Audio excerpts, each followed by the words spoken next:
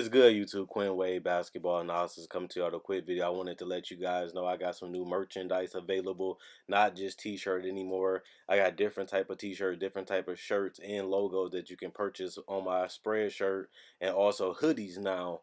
We have expanded and added more to the channel and more merchandise for the brand.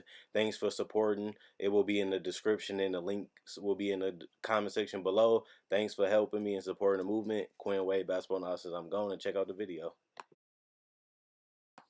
What is good, YouTube? Quinn Wade Basketball Analysis coming to y'all on this weekend, late Saturday. Let's get right to it. Y'all want to see what to expect? Did all 30 teams? Did every single underrated, overrated, MVP, top 5 player, top 5 at every position? I even did the top 10 in the NBA, predicting the Western Conference and also predicting the Eastern Conference. So if you enjoyed this video, check out and binge watch all my predictions before the season start. I got 3 main ones I mostly want to name that I still haven't done, which is 6-man, defensive player, and the scoring champion, which I'm doing right now. So if you like this, binge watch the whole playlist because there's over 30 videos that you can watch and enjoy from this What to Expect series. So I'm about to name the honorable mentions first. Then I'm going to tell you the guys that I think really can win the scoring title and who I think will win the scoring title. LeBron James is an honorable mention. Now, LeBron James showed last year that he was unguardable, he was unstoppable. We knew this already. He had to do more because that Cleveland team was that bad. It was LeBron or bust. LeBron had to get as many assists as he could. He had to score 30, 40. He even scored 50 in the playoffs. He had to do that for them to win. That's why I don't have Kevin Durant even in my honorable mentions, because he doesn't have to get 30 a game unless somebody gets injured. If somebody gets injured, then they're going to need him to do more. If they stay healthy, then he can just continue to, continue to have the great chemistry and make sure his teammates is happy and make sure they focus on winning the ultimate goal, which is a championship. Winning a championship and another finals MVP is more than winning the scoring title, even though I would love to win them all. If you want to stay healthy and you want to keep everybody happy so that way y'all can stay on the same page, then you might have to take a lesser role. That's something that LeBron went to LA. The thing is, this team is decent. I think they definitely make the playoffs. I think they definitely could be a top 5 seed and even have home court advantage and even get to the Western Conference Finals. And if something don't go right, they have some young assets and some picks that they can package together and get a superstar that wants to leave or wants to come to LA. So they have that in the spot and the ability to give them the max money this offseason. So LeBron right now, he looks like he wants to fit in. He looks like he wants to do his best for the team. But we know once the hell start going and the media start going, LeBron going to raise his game to another level so that way he can prove everybody wrong and silence the critics and dominate like he's been doing for the last 15 years. And going to year 16 coming off that season where he's hitting game winners. He's going for 30, he's going for 40, he's going for 50. He's almost getting a triple-double every game just to win. He don't have to do that as much. He has some talent on his roster. He has some ball handlers that can take the ball out of his hands. He has some decent players on this roster that can shoot a decent amount, and they have versatile players that can guard multiple positions and switch multiple positions. So I think defensively he still won't be the best, but offensively he still will average 25 plus points, and that's going to put him in the top 10 of being scoring wise. So that's going to put him in the honorable mention. If you're going to get in the top 10, you deserve to be honorable mention. But LeBron been doing this for years, so he automatically going to get the spot because I don't see him slowing down. Another guy that I want to talk about is DeMar DeRozan. I know people are going to be surprised about this, but with DeJounte Murray going down, Derek White going down, even the other point guard went down, they're in trouble. They're going to need somebody to handle the ball. They're going to need somebody to take over those duties. Yeah, they got Patty Mills. He is a good fit because he has that three-point shooting ability and he has that attack mentality. But I see a lot of things in Summer League, and I think DeMar DeRozan with increased minutes compared to he's not going to play that many minutes in Summer League, obviously. I mean, preseason, obviously. With him getting 35-plus minutes a game, him being healthy, him being able to help a team like the Toronto Raptors get a 59-win seed, I don't see why Greg Popovich wouldn't trust him. DeMar DeRozan got betrayed He left Toronto, a place he wanted to stay, a place he took a pay cut, and he wants to go to a team that's loyal, that wants him. They want him, they loyal, and they can help him get to anywhere he wants to go. I said that in a lot of videos. If he wants to shoot threes, Chip England can get that done. If he wants to get good areas and good spots to succeed, Greg Popovich and his team going to get him in the spots and where he needs to get the ball. And if you just want to rely on mid-range, they was one of the teams that relied on mid-range more than the three last year for the last couple seasons, actually. And that fits in what DeMar DeRozan likes to do. Plus, he got a guy like LaMarcus Aldridge that can space out the floor but also play in the post, which helps him come off screens and get easy looks, or even play in the pick and roll and gives him room because they got to respect LaMarcus Aldridge's gravity. So I think DeMar DeRozan has been slept on. He has been disrespected the last couple of years because he hasn't succeeded in the playoffs. I think this is a Spurs team that can help him get to where he wants to go and help him become a better player, but also make the game a lot easier for him.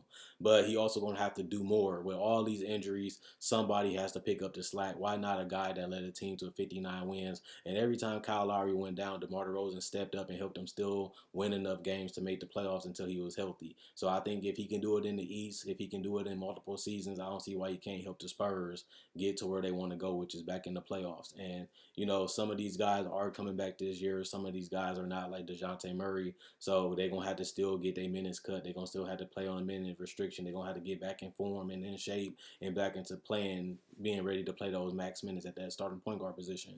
So it's going to give a lot of inflation to LaMarcus Aldridge and DeMar DeRozan stats because they're going to need to do more because they have less talent with the injuries. So that's why I have DeMar DeRozan being in the conversation for being obviously a scoring champion this year. And he averaged 27 points a game in Toronto. So if he can average that much, that put him in the top 5, top 6, he's going to be in the conversation. Kawhi Leonard, he's a guy that's going to a team with only one All-Star. Plus, he's going against the weak East. He averaged 25 points a game in the West, was an All-NBA player over Kevin Durant. And on top of that, he's a 2-time Defensive Player of the Year. But his scoring ability is very efficient, very dominant, very easy. Just take easy mid-range jumpers, little floaters, post up from time to time, knock down some spot-up threes. If they disrespect him, he's just going to pull up and hit contested threes. And that adds up to points. The more they need you, the more they put the ball in your hand, the more usage you have, the more ability you have to put up points. And it's just simple stats like that he's going to inflate. They're going to need Kawhi Leonard to be a playmaker like they're doing in preseason. They're going to need him to score the ball a lot for them to win. And he's been able to do it in San Antonio. I don't see why he won't be able to do it in Toronto because they run somewhat of a similar offense, which is ball moving, keeping the ball spaced out, and relying on their ball handlers to create a lot of the offense when they can. And Kawhi Leonard is a guy that can handle the ball enough to where he can pick his spots when to score while also still putting up a lot of shots because they're going to need him to do that with this current roster. So Kawhi Leonard, if he can average 25 plus points a game, he's going to be in and running. So he's in my honorable mention. Damian Lillard, number 5. Damian Lillard, this team has gotten better to a certain extent. They're growing. Their chemistry is there. Dame has always been one of the lethal scorers in the NBA because he can shoot the 3-ball, and he's very quick and witty. His team needs him to score a lot of points for them to win every game, and that's the main reason why I have Damian Lillard in my top 5. Same with DeMar DeRozan, same with Kawhi. Their teams are in need of them to score, and they're going to have opportunities to do it. If they stay healthy, they're going to put up numbers because they're going to be inflated by usage and stats. And that's how this award is won. Giannis is another guy that's on a decent team that need him to handle the ball, create opportunities for his teammates. They even spread it out the floor even more to make it even harder to stop Giannis getting to the basket. And he's showing confidence in that pull-up jumper. He's showing confidence in that 15-footer jumper. And he's still using the spin moves and his quickness to dunk and finish around the rim. And now he's even showing confidence in the pull-up 3. Now, if he can do this consistently, then he definitely will be in the running for a scoring title, which he was last year. But I think Budenholzer having this more floor space and having it ball friendly more and letting Giannis get a lot of touches is going to inflate his stats. And if he can average 26 points, that's going to be in the top 10. And I think he can average more than that this year if he continues to knock down those threes and jumpers on a decent percentage. Not elite, but show significant improvement from last year.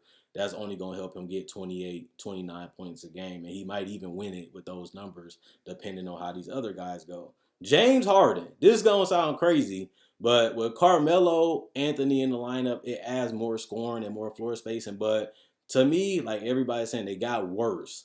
but they still going to be hard to stop. Why? They got Chris Paul, James Harden, and Mike D'Antoni. You have all the weapons, floor spacing wise, and you have guys that can create their own shot in isolation wise. So if you can't stop them with the floor spread, they just gonna tear you up 1-on-1. They did that last year, won 65 games. James Harden missed games, Chris Paul missed games, and they still won 65 games and finished number one in the West and got to the Western Conference Finals and was up 3-2. But James Harden didn't play that well, but consistently in the playoffs. But in the regular season, he plays the good, the bad, and the great in the NBA, the good, the bad, and the ugly.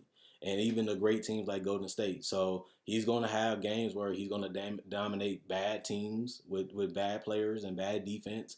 And he's going to have games where he shows off against the best competition because he wants to show that he can beat them. And he's better than the players that's guarding him. And that's going to help him possibly win another scoring title. But the person I have winning is a guy that's going to have a lot of inflated stats is Anthony Davis. I picked him last year. He came so close, but no cigar. I think he's definitely going to get it this year. I feel like Giannis, Dame, and Harden, and even guys like LeBron, these are the main guys that have to really score and dominate consistently because they're mainly the only superstar. I ain't saying Chris Paul not, but the ball going to be in both of their hands so much that James Harden has always been a lethal scorer in the regular season. He gets to the free throw line a lot. Same thing with AD. AD is on a team that needs him to get 28 to 30 just to win. And with Drew Holiday is more of an attack guy. Rondo is more of a wits guy. Drew Holiday is more of an attack guy. You put the ball in Drew Holiday's hands, it's going to create mismatches because Anthony Davis is going to be at the three-point line. He's quicker and faster than most centers. He can pull up from the three. He can pull up from the mid-range. He can shoot 80% from the free throw line. He can catch lobs and dunks. He can stay around the 15-foot, hit you with a jumper, or he can even come in even closer, get a dunk. Or even if you don't, you can follow him. He's going to knock down 80+% of that. So it's really no way to guard Anthony Davis, but to make it tough and to make him take contested shots. And he's getting to the point where he's knocking down those too. I'm not saying that AD is not a better scorer than any of these guys because a lot of these guys are more well-rounded scorers than AD. But at the end of the day, AD has one of the worst teams in the Western Conference. They're going to be 6th, 7th, 8th, or even fighting for position. But for them to do that, they're going to need Anthony Davis to play on that MVP level offensively and defensively. And he came close the last couple years. I think it's just a matter of time with Anthony Davis. I'm just tired of this. If I'm going to get traded, I'm going to at least put everything I have on the court this year, even if I might leave after next year because, he's going to have 1 year left. So his trade rumors is already heating up the last 2 years. It's only going to heat up more if he's not happy and they're not winning next year and his contract is almost up. So at the end of the day, AD going to be on the mission. AD is unguardable. He's unstoppable. He has the floaters. He has the jumper. He has the handles. He has the post-ups. He has the elbow. He has everything. It's just a matter of he has to do this to win games if he wants to make it to the playoffs this year. With Drew Holiday being his second best player, that's not even an all-star or all-NBA player, AD is really going to have to go out there on a mission. He did it last year. He started off last year like that. But he couldn't bring it home because James Harden just kept going and going and going. And it was fun watching him too. But I'm going AD just for the inflation. Just like all other players. They mostly the only superstars on their team. And they need to go dominate every game to give their teams a chance to win. And that's why I think the person that can do it the most is really James Harden, Giannis, AD, DeMar, Kawhi, and Dame, and LeBron. And they all in certain situations. It's just some of them teams have more help than AD do. And at the end of the day, I think that gives him the edge for me to put up the most numbers scoring-wise in the NBA. So let me know who you guys think go win the scoring title. Let me know who you guys think is your top 5. Who should be in? Did I underrate? Did I overrate somebody? Did I sleep on somebody? Who you think I missed? Let me know in the comment section below. Check out my website and my Facebook page, analysisplayground.com. You can find that on the comment section in the description. Click the link, send you to my Facebook page. Click the link to send you to my website. Also, check out my Spreadshirt where you can buy merchandise just like this on my Spreadshirt. There you can find t-shirts, hoodies, sweaters water bottles, phone cases, and I can even went as far as pillowcases. Everything is available. If you want to support the brand, you want to support the movement, go right ahead. It's up to you. Also, if you want these type of shirts, I do have these on my Facebook. All you have to do is click the link in the description in the comment section below and let me know which t-shirt you want, what color. You can change the color of the logo. You can change the color of the shirt in the logo, and I can get it shipped out to you on Facebook too if you just like these particular shirts. But if you like the other shirts, like the hoodies and sweaters, you only can get that on Spreadshirts. I love making these videos. I look forward to it. You guys love and look forward to watching them. At the end of the day, I love this channel. I love y'all watching. Thanks for liking. Thanks for supporting. Thanks for commenting. Thanks for being active. And also thanks for binge watching Quinn Wade Basketball Analysis. I'm gone. And let me know what you guys think about the scoring title this year.